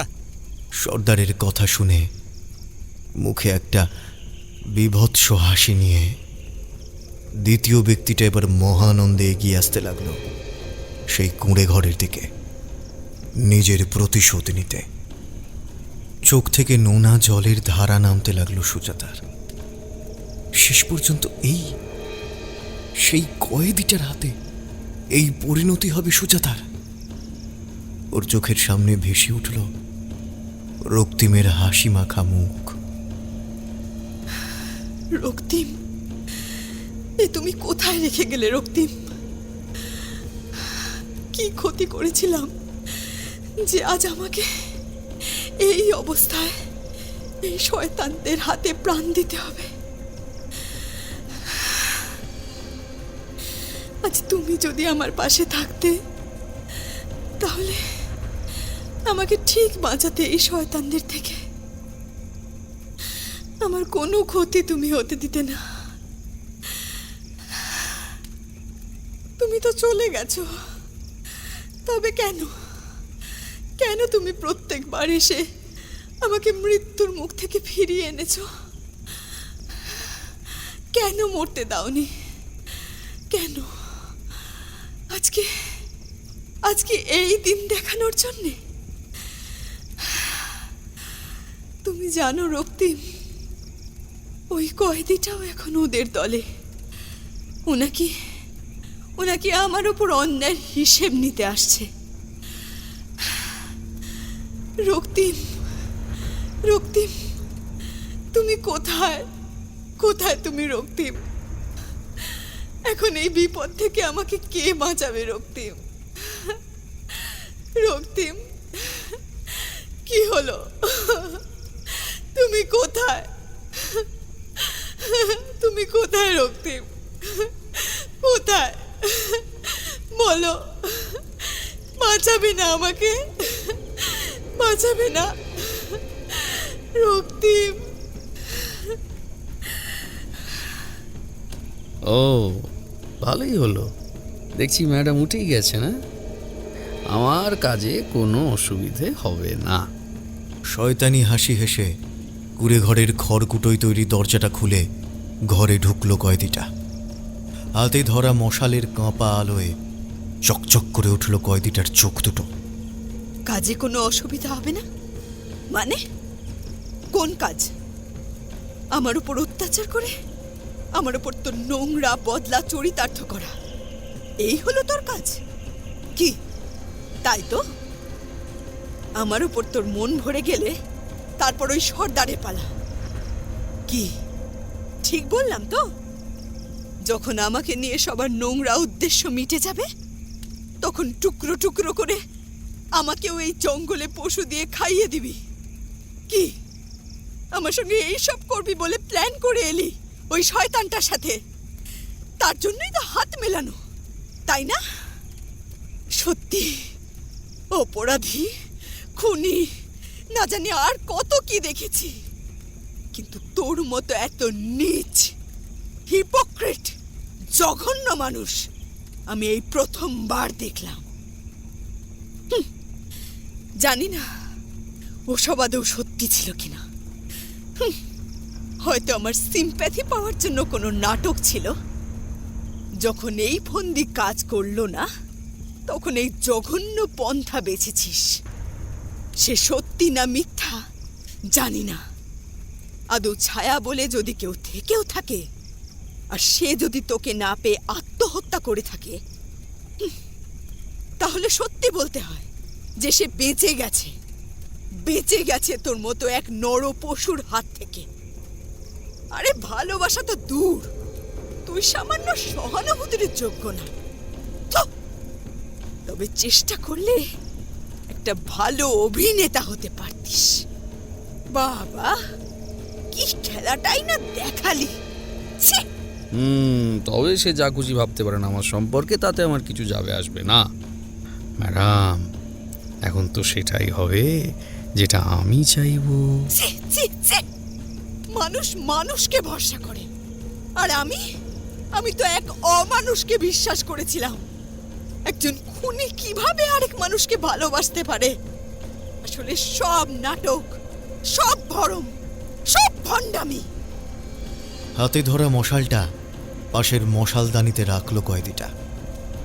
তারপর এক পা করে এগিয়ে আসতে থাকলো, হাত পা বাঁধা সুজাতার দিকে, যেন এক শিকারী তার শিকারের দিকে এগোচ্ছে। শোন, তোর এই ইনোসেন্সের মুখোশ খুলে গিয়ে নোংরা কদর্য মুখটা বের হয়ে গেছে। এখন তো মনে হচ্ছে এসব ভালোবাসার কথাটা তো সব মিথ্যে। বেচারি ছায়াকে হয়তো তুই মেরে ফেলে তার আত্মহত্যার নাটক সাজিয়েছিস? তুই কারোর ভালোবাসার যোগ্য না, এমনকি কোনো কিছুর যোগ্য না। তুই তুই শুধু ঘেন্নার যোগ্য, ঘেন্নার। ঘৃণায় মুখ বিকৃত করে অন্যদিকে ঘুরিয়ে নিল সুজাতা। কয়েদিটা এবার একদম সুজাতার কাছে চলে এসেছে, একদম কাছে। ভারী ভারী ঘন নিঃশ্বাস এসে ছুঁয়ে যাচ্ছে সুজাতার মুখ। সুজাতার গায়ে পরা পুলিশের পোশাকটা এলোমেলো। কখন যে আঁটোসাঁটো করে বাঁধা খোঁপাটা খুলে লম্বা চুলগুলো পিঠের ওপর এসে পড়েছে সেটা সে নিজেও খেয়াল করেনি এতক্ষণ। কিছুটা চুল তার মুখের ওপর এসে পড়েছে, মুখটাকে আড়াল করবার বৃথা চেষ্টা করছে যেন। কয়েদিটার ঘন ঘন নিঃশ্বাসে মুখের সামনে পড়া চুলগুলো কোনো এক অজানা আশঙ্কায় থরথর করে কাঁপছিল। কয়েদিটা তার আঙুল দিয়ে খুব যত্নের সঙ্গে সুজাতার মুখকে আড়াল করা চুলগুলোকে মুখের সামনে থেকে সরিয়ে দিল, ওর কানের পাশে গুঁজে দিল। সুজাতা অন্যদিকে মুখ ঘুরিয়ে চোখ বন্ধ করে এক নাগাড়ে রক্তিমের মুখটা মনে করতে থাকে। বুকের ভেতরটা কেমন যেন উত্তেজনায় আতঙ্কে কেঁপে কেঁপে উঠছে। খালি খালি মনে হচ্ছে যদি রক্তিম এসে ওকে এই নর পশুর হাত থেকে বাঁচাতো, আজ খুব প্রয়োজন ওর সাহায্যের। ঘন হতে হতে একসময় কয়েদিটা তাকে জড়িয়ে ধরল। সুজাতার সারাটা শরীর ঘেন্নায় ঘিন ঘিন করে উঠল। তারপর নিজের ভাগ্যের হাতে নিজেকে সঁপে দিল সুজাতা। প্রহর গুনতে লাগলো নিজের সর্বনাশের। হঠাৎ ঠান্ডা কিছুর একটা স্পর্শ পেল নিজের পিছমোড়া করে বাঁধা হাতের তালুতে। কয়েদিটা কিছু একটা গুঁজে দিল ওর হাতে। সুজাতা বুঝতে পারল কয়েদিটার হাত দুটো তার পিঠ বেয়ে ক্রমশ নিচের দিকে নেমে যাচ্ছে। কোমরে গিয়ে হাতটা পৌঁছল, সঙ্গে সঙ্গে দুই চোখ বন্ধ করে ফেলল সুজাতা। তারপরে কিছু একটা দিয়ে ঘষে তার হাতের বাঁধনটা খুলে দিল। আর তারপরেই কয়েদিটা বলল, এখন সুযোগ আছে, চুপচাপ এখান থেকে পালিয়ে যাই, চলুন। সুজাতা বন্ধনে মুক্ত হয়ে হাত দুটো চোখের সামনে আনতেই দেখতে পেল এতক্ষণ ধরে ঠান্ডা ঠান্ডা স্পর্শের ব্যাপারটা। দেখল তার হাতে ধরা রয়েছে একটা রিভলভার। কি হলো ম্যাডাম, চলুন, দেরি করবেন না। কি এত ভাবছেন? সন্দেহের দৃষ্টিতে সুজাতা প্রশ্নটা করল। ভাবছি তোর ওপর বিশ্বাস করা আদৌ উচিত কিনা। এটা কি আবার কোনো নতুন নাটক আমার ওপর তোর প্রতিহিংসা মেটানোর জন্যে? কয়েদিটা এবার আর কোনো কথা বলল না। শটান সুজাতার হাতে ধরা রিভলভারটাকে নিজের বুকে ঠেকালো। আমার উপর বিশ্বাস না করলে না করুন, কিন্তু এখান থেকে পালিয়ে যান। প্রয়োজন পড়লে আমাকে মেরে চলে যান। যদি আমার এই কথা বিশ্বাস করতে অসুবিধে হয় তাহলে আমার বুকে আপনার বন্দুক ঠেকানো আছে, গুলি করে এখান থেকে চলে যান, নাহলে ওরা যে কেউ চলে আসবে এখনই। সুজাতা আর কিছু বলবার শব্দ পেল না, শুধু নির্বাক হয়ে শুনতে লাগলো কয়েদিটার কথা। সে কিছুতেই মেলাতে পারছে না এই ব্যক্তি সেই ব্যক্তি কিনা যে কিছুক্ষণ আগে তার চরম সর্বনাশ করতে উদ্যত হয়েছিল। না, বেরোলে একসাথে বেরোবো। তোকে জেলে ঢুকিয়ে তবে আমার শান্তি। আমার ডিউটি আমি কমপ্লিট করব। কয়েদিটার বুক থেকে রিভলভারটা সরিয়ে নিল সুজাতা। এখনই বেরিয়ে যান। এই কুড়ে ঘরের চারদিকে এখন কেউ পাহারায় নেই, শুধু দুজন লোক বন্দুক নিয়ে ঘুরছে এই ঘরের কাছাকাছি। আজ দেখব আপনি কেমন বাঘিনী। সবসময় তো আমার উপর তেজ দেখাতেন, আমার উপর শক্তি প্রয়োগ করতেন। আজ প্রমাণ হবে আপনি কেমন বাঘিনী। রেডি হয়ে নিন, আমি একটু বাইরেটা দেখে নিই, তারপর আমি ইশারা করলেই আপনি বাঘিনীর মতো ঝাঁপিয়ে পড়বেন ওদের উপর। কথাটা বলতে বলতেই কয়েদিটা সুজাতার পায়ের দড়িটা খুলে সরিয়ে ফেলল। সুজাতাকে হাত ধরে তুলে একেবারে দরজার কাছে গিয়ে দেওয়াল ঘেঁষে দাঁড়ালো। দাঁড়িয়ে দরজার ফাঁক দিয়ে বাইরেটা একবার দেখে নিল। তারপর কয়েদিটা কোমর থেকে আর একটা বন্দুক বার করে শক্ত করে বাগিয়ে ধরল। সুজাতার দিকে মাথা ঘুরিয়ে হাতের ইশারা করল, রাস্তা পরিষ্কার, এবার বেরোতে হবে। হঠাৎ করেই সুজাতা দেখল তার পাশে তাকে আগলে দাঁড়িয়ে আছে রক্তিম। ওরা একটা হাত দিয়ে শক্ত করে ধরে রেখেছে সুজাতার হাত, আর অপর হাতে বন্দুক। বারবার বাইরেটা দেখছে। এইবার দেখল ও রক্তিম ওর মুখের দিকে তাকিয়ে একটা সরল হাসি আসছে। হঠাৎ কিসের একটা ঝাঁকুনিতে সুজাতার সম্বিত ফিরল।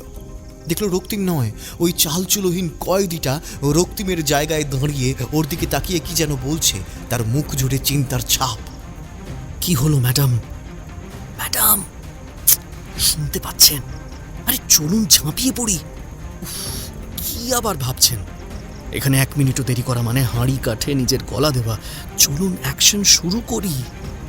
সুজাতা মনে মনে একটা তাচ্ছিল্যের হাসি হাসল। আমার বোধহয় মাথাটাই খারাপ হয়ে গেছে। কোথায় চাঁদরূপী রক্তিম, আর কোথায় এই চালচুলোহীন রাস্তার আবর্জনা কয়েদিটা, যাকে এখনো আমার একটু বিশ্বাস হচ্ছে না। চারদিকে গভীর রাতের নিস্তব্ধতা আর নিশাচর প্রাণীদের শব্দ ছাড়া আর কিছুই কানে আসছে না। চাঁদও আজ মুখ লুকিয়েছে মেঘের আড়ালে। তবু কেমন যেন একটা শান্তির বাতাস বইছে। তবে এই ক্ষণিকের শান্তিটুকুর মধ্যেও যেন মনে হচ্ছে এই নীরবতা কোনো প্রলয়ের পদধ্বনি। গার্ডেরা পাহারা দিতে দিতে যে যার মতো একটু আরাম করছে। ঘরের দরজাটা খুলতেই হঠাৎ করে একটা শব্দ হলো, আর সেই শব্দটাতেই গার্ড দুটো চমকে উঠে তাকালো। কি হয়েছে দেখবার জন্য বন্দুক হাতে দৌড়ে এলো। আর ঠিক তখনই একটা বন্দুক ধরা হাত বেরিয়ে এলো দরজার বাইরে, আর বন্দুকটা ওদের কপালে ঠেকিয়ে ট্রিগার টিপ। মুহূর্তের মধ্যে একটা অগ্নিপিণ্ড কপাল ফুটো করে রক্তের ফোয়ারা ছিটিয়ে এপর ওপর হয়ে গেল। আর সেই দৃশ্য দেখে দ্বিতীয় গার্ডটা হাতে ধরা রাইফেলের গুলির বন্যা বইয়ে দিতে লাগলো ওই কুঁড়ে ঘরের ভেতরে। কিন্তু দ্বিতীয় গার্ডটা বুঝতে পারেনি কি ঘটছে। কুঁড়ে ঘরের অন্য দিক থেকে গার্ডটার ঠিক পেছন দিক থেকে মাথা লক্ষ্য করে একটা বুলেট ছুটে, আর ওর অবস্থাও আগের গার্ডের মতোই হলো। ওর শরীরটা লুটিয়ে পড়ল ওর মৃত্যুদায়িনী সুজাতার পায়ে। আর এই সুযোগে সঙ্গে সঙ্গে কুঁড়ে ঘর থেকে বন্দুক হাতে বেরিয়ে এলো কয়েদি। সে এক ঝলক সুজাতার দিকে তাকিয়ে তারপর ওর হাতটা শক্ত করে ধরল। সুজাতা আকস্মিক এই দুঃসাহসিকতার মানে বের করার আগেই কয়েদিটা বলে উঠল, চলুন, এখানে আর 1 মুহূর্ত না, দৌড় লাগান। কথাটা বলেই সুজাতার হাত শক্ত করে ধরে দৌড় লাগালো জঙ্গলের গভীরে অন্ধকারের উদ্দেশ্যে। সুজাতা শুনতে পেল পেছনে মানুষের কোলাহল। রাতের নিস্তব্ধতাকে পায়ে পিষতে পিষতে ওদের ধরবার জন্য ওদের দিকেই ছুটে আসছে। দৌড়ন, দৌড়ন! কালো অন্ধকারে ঢাকা গাছগুলোকে পিছনে ফেলে প্রাণপণে দৌড়চ্ছে দুটো শরীর। হঠাৎ পিছন থেকে ওদের দিকে তেড়ে এলো কয়েকটা গুলি, কিন্তু ছুঁতে পারল না। ওরাও পেছনে থাকা আক্রমণকারীদের ওপর গুলি বর্ষণ করতে করতে ছুটে চলল। দিকবিদিক জ্ঞান শূন্য হয়ে ছুটে চলেছে ওরা। কতটা সময় কাটছে তার কোনো জ্ঞান নেই ওদের।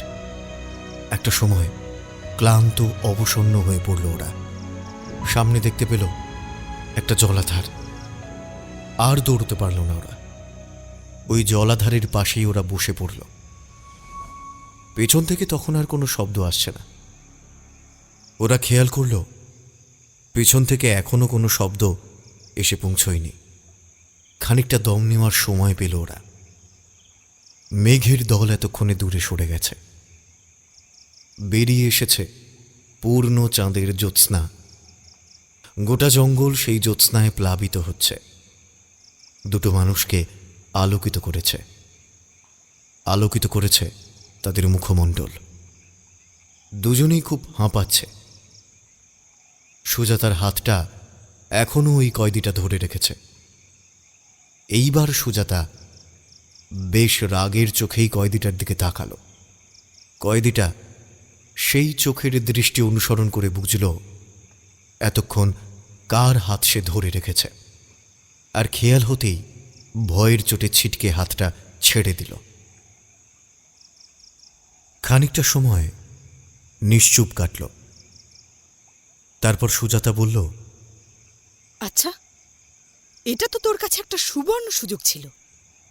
আমি তো তোদের হাতে বন্দি ছিলাম, সেই সুযোগে তুই তো পালাতেই পারতিস। হঠাৎ করে বোকার মতো না পালিয়ে আমাকে উল্টে ওদের থেকে বাঁচিয়ে বের করে নিয়ে এলি। তুই তো জানিস আমি একবার থানায় পৌঁছতে পারলে তোকে সোজা গারদে ঢোকাবো। তাহলে তুই আমাকে এভাবে বাঁচালি কেন? এতে তোর কি লাভ হলো? নাকি এতে আবার তোর কোনো অন্য স্বার্থ লুকিয়ে আছে? কি লাভ, কি লোকসান, অত শত আমি বুঝি না ম্যাডাম। আমি যা করেছি এটা কোনো উদ্দেশ্য পূরণ করার জন্য করিনি, করেছি নিজের মনের কথা শুনে। হ্যাঁ, ঠিকই বলেছেন, আপনাকে ওই শয়তানদের হাতে ছেড়ে দিয়ে নির্দ্বিধায় পালিয়ে আসতেই পারতাম, কিন্তু পারিনি। কারণ আমি একজনের মৃত্যুর বদলে আমার মুক্তি কিছুতেই চাই না। আর রইল স্বার্থের কথা, সে যে কোনো কাজেই হয়তো মানুষের কোনো স্বার্থ থাকে। বাহ, শুনে ভালো লাগলো, কিন্তু একটা কথা, মানুষের যে স্বার্থ থাকে মানে? ম্যাডাম, আমি এখন যাই বলি বা করি না কেন আপনার কিছুতেই বিশ্বাস হবে না। আপনাকে যখন ওখান থেকে পালিয়ে আসতে বলেছিলাম, সেই তখনও আমাকে বিশ্বাস করতে পারেননি, আর এখনও পারছেন না।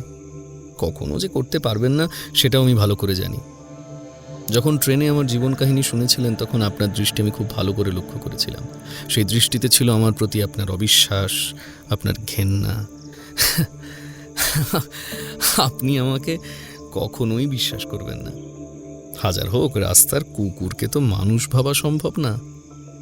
কথাটা শুনে সুজাতা চোখটা অন্যদিকে সরিয়ে নিল, বা হয়তো নিজেকে লুকিয়ে ফেলল কারোর চোখে ধরা পড়বার ভয়ে। কয়েদিটা এইবার সুজাতার দিকে তাকিয়ে একটু চিন্তিত হল। এ কি ম্যাডাম, আপনার তো অনেকটা কেটে গেছে, দেখুন এখনো রক্ত জমাট বেঁধে আছে মাথার পেছনে। একটা একটা একটা লোকালয় পেলে ভালো হতো, এখানে তো কিছু নেই। কথাটা শুনে সুজাতা কয়েদিটার দিকে তাকাল, আর তাতেই দেখতে পেল কয়েদিটার একটা হাতের ওপরে কেটে গেছে, সেখান থেকে রক্ত গড়িয়ে নামছে। হ্যাঁ, একা শুধু আমার না, তোরও তো হাতে কেটে গেছে, আর সেখান দিয়ে এখনো রক্ত বের হয়ে আসছে। সেদিকে খেয়াল করেছিস? কোথায়? ও এইখানে। ও কিছু না, ও তাড়াতাড়ি ঠিক হয়ে যাবে। আর কতক্ষণ এইভাবে বসে থাকবে ওরা বুঝতে পারছে না। হয়তো দেরি হয়ে যাবে, বলা যায় না। হয়তো পিছু করতে করতে সেই আক্রমণকারীরা এখানেও এসে পৌঁছল। না, এইবার যত দ্রুত সম্ভব এই জঙ্গল থেকে বের হতে হবে। কিছুটা সময় জিরিয়ে নিয়ে জলাধার থেকে খানিকটা জল খেয়ে ওরা এগোতে শুরু করল সামনে কোনো লোকালয়ের খোঁজে। তখন ধীরে ধীরে ভোর হয়ে আসছে। সূর্যের প্রথম আভায় পূব দিকটা লাল হয়ে উঠেছে। পাখিরা এবার কিচিরমিচির করতে শুরু করেছে। প্রকৃতি যেন জেগে উঠছে চারপাশে। দুজনে হাঁটতে হাঁটতে একটা সময় জঙ্গল থেকে বেরিয়ে পড়ল। তারপর কিছু দূরে একটা জনবসতিও পেয়ে গেল। ছোট বড় মাটির ঘরে সাজানো একটা ছোট্ট গ্রাম। জিজ্ঞাসা করে জানতে পারল এই গ্রামের নাম কৃষ্ণকান্তপুর। ওখানকার লোকেদের কাছে সমস্যার কথা খুলে বলতেই ক্লান্ত বিধ্বস্ত সুজাতাদের একদিনের আশ্রয় সহজেই জুটে গেল। সবুজ গাছপালা, ধান ক্ষেত, মন্দির। গ্রামটাকে দেখে মনটা কেমন জুড়িয়ে এলো সুজাতার। এই গ্রামে একটা বড় মন্দির আছে, রাধা কৃষ্ণের মন্দির। প্রত্যেক বছর দোলের দিন এখানে খুব ধুমধাম করে পুজো হয়।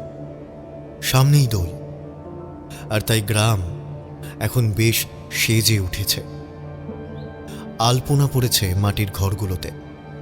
সবাই প্রস্তুতি নিচ্ছে উৎসবে মেতে ওঠার জন্য। অদ্ভুতভাবেই সুজাতা আর কয়েদিটা যে বাড়িতে আশ্রয় পেয়েছে সেই বাড়ির দম্পতি শ্যাম আর স্ত্রী রাধা। সরল দুই মানুষ, একে অপরকে খুব ভালোবাসে। এদের সরল বিশ্বাসের ভালোবাসার সমীকরণ শহুরে ভালোবাসার সমীকরণ থেকে অনেক বেশি আলাদা। এরা সরল বিশ্বাসে একে অপরকে ছাড়া একদম অসম্পূর্ণ। স্বামী স্ত্রী দুজন ওদের দেখা মাত্রই বলে ফেলেছিল ওরা যেন একে অপরের জুটি। জানতো না ওরা সত্যটা। পরে যখন সবটা জানলো তখন জিভ কেটেছিল। প্রথমে গৃহপতি এবং পরে গৃহিণী দুজন মিলেই সুজাতা আর কয়েদির কাটা জায়গায় যত্ন করে ওষুধ লাগিয়ে দিয়েছিল। শ্যাম আর রাধা বেশ যত্ন করেই রেখেছিল তাদের অতিথিদের। তখন ওরা খেতে বসেছে। সেই সময় রাধা সুজাতাকে বলল, যত যাই বলো না কেন দিদিমণি, আমার কেন জানি না খালি তোমাদের দেখলে মনে হচ্ছে তোমরা একে অপরকে ছাড়া অসম্পূর্ণ। তোমাদের দেখলেই মনে হয় স্বয়ং রাধা মাধব তোমাদেরকে তৈরি করে এ জগতে পাঠিয়েছেন একে অপরের জন্যই। দেখবে রাধা মাধব তোমাদের সব মনস্কামনা অবশ্যই পূরণ করবেন। আমার পেট ভরে গেছে, আমি আর খেতে পারছি না। ও মা, তুমি তো দেখছি কিছুই খেলে না গো দিদিমণি। আমার কথায় রাগ করলে বুঝি? নাও নাও, খেয়ে নাও দেখি। খাবারের উপর রাগ করে উঠতে নেই। বসো না, বসো বলছি, খেয়ে নাও। আমি আর কিচ্ছু বলবো না গো। সুজাতাও আর কিছু বলল না, চুপচাপ খেয়ে নিল। কয়েদিটা অনেক দিন পর বাড়ির খাবার পেয়েছে। বাইরের রোয়াকে বসে সে গোগ্রাসে খেয়ে চলেছে। খাওয়ার পর অবসন্ন ক্লান্ত শরীরে দুজনের চোখেই গাঢ় ঘুম নেমে এলো।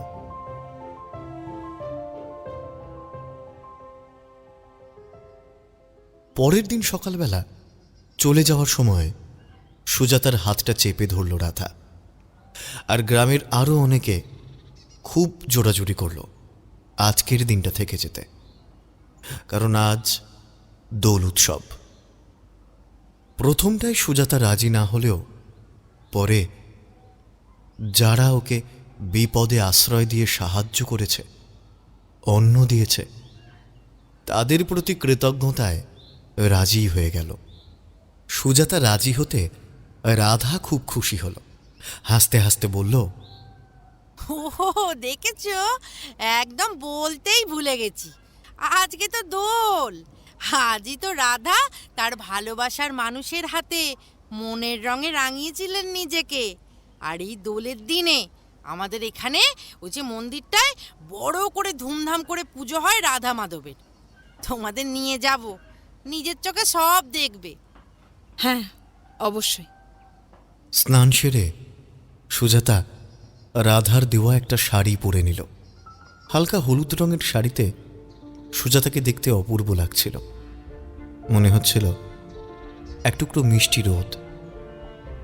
সুজাতা যখন ঘর থেকে বেরোচ্ছে ঠিক তখনই রাধা ওর হাত ধরে টেনে নিয়ে ওকে ঘরে ঢুকিয়ে নিল।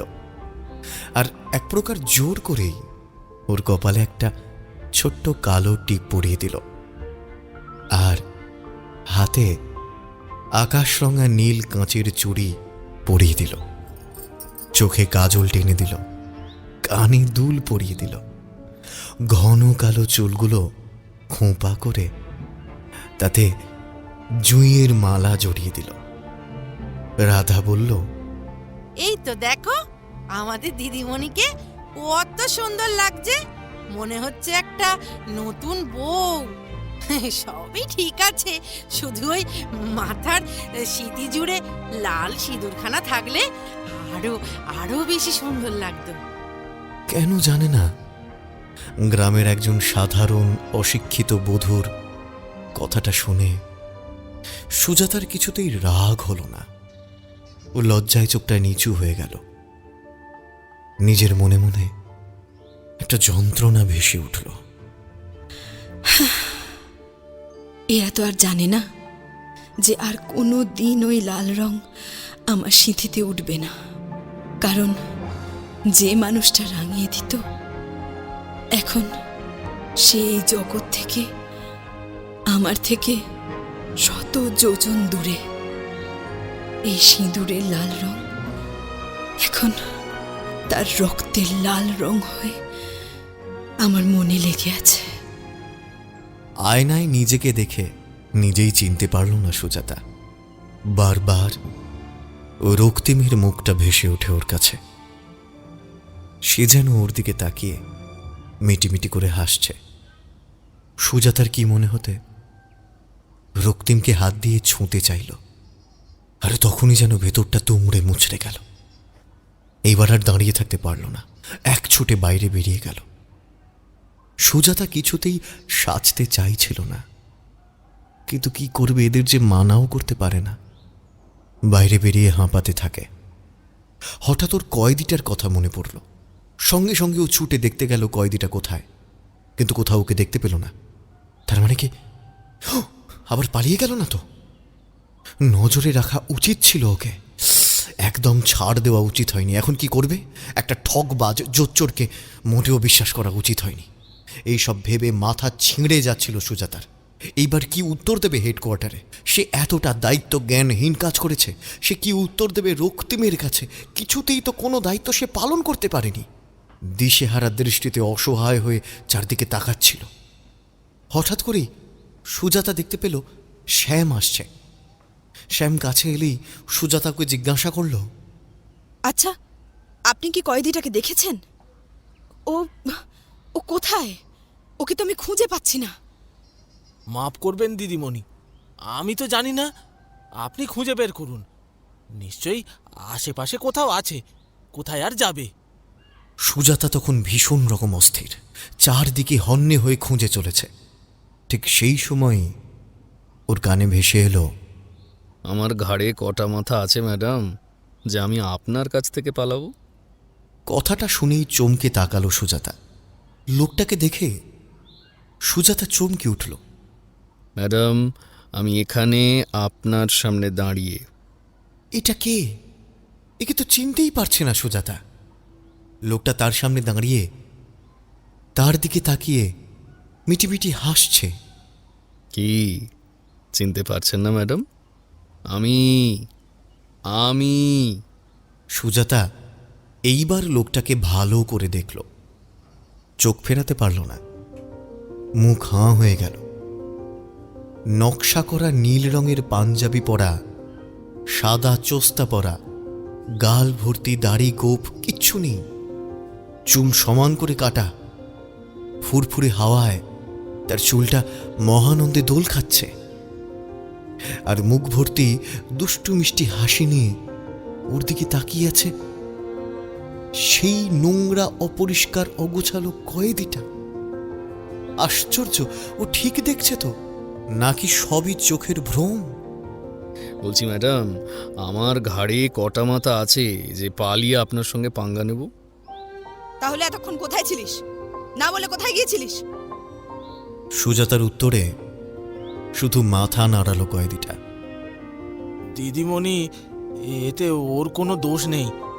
আমি ওকে জোর করে নিয়ে গিয়েছিলাম এক আত্মীয়ের বাড়িতে, এই কাছেই। আজকে আমাদের গ্রামে বড় করে পুজো হবে রাধা মাধবের। সবাই সাজগোজ করে নতুন পোশাক পরে ঘুরে বেড়াবে, আর এদিকে আমার সামনে আপনি আর এই মানুষটা পুরনো পোশাক পরে ঘুরে বেড়াবে। এটা কি ভালো দেখায় বলুন? তাই আমি আর আমার স্ত্রী দুজনে মিলে ঠিক করি যে রাধা আপনাকে তৈরি করবে আর আমি একে। তাই ওকে নিয়ে গিয়ে নতুন পোশাক পরিয়ে নিয়ে এসেছি। দিদিমণি, ও কিন্তু কিছুতেই সঙ্গে যেতে রাজি হচ্ছিল না।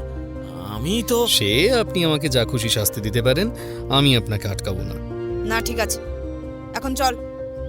তবে এবার থেকে কোথাও গেলে আমার থেকে অনুমতি নিয়ে তারপর যাবি। সুজাতা এখনো কিছুতেই চোখটা সরাতে পারছে না কয়েদিটার থেকে।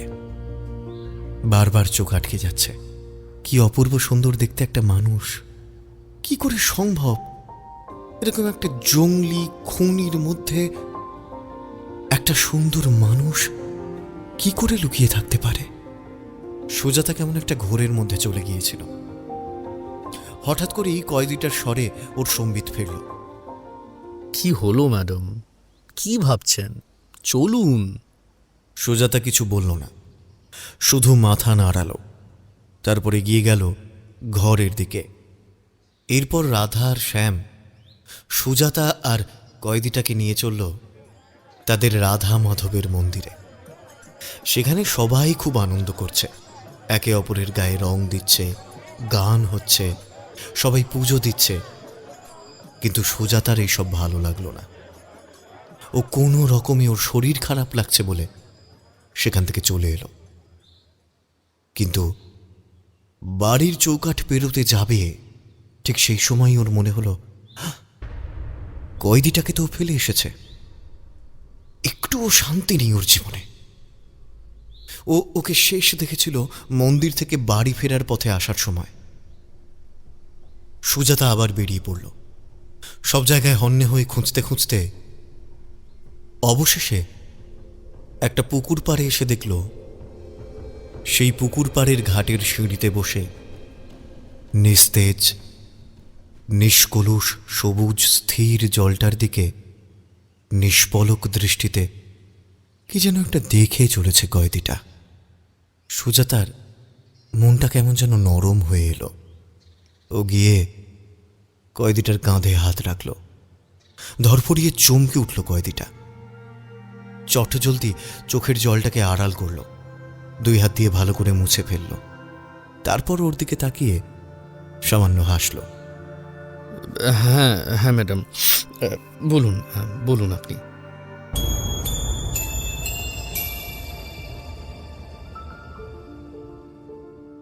শুনছিলেন গীতাঞ্জলি রায়ের কলমে আমার অন্তরে শুধু তুমি। শেষ হলো প্রথম পর্ব।